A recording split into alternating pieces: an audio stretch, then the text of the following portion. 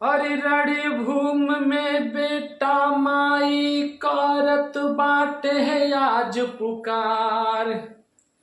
हे महारानी लाज तू रखिला बेटा अर्जी लगावे आज। मैहर में तू माई भवानी शारदा कहालू माँ।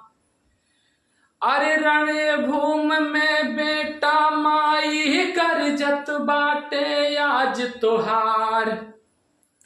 हे महारानी आदि शक्ति शारदा नामो हवे तोहार। लाज तू बचवन के माँ रखलू रूपवा तोहर हवे हजार। हे महारानी तोहरे गुणवा बेटा गावे बारंबार।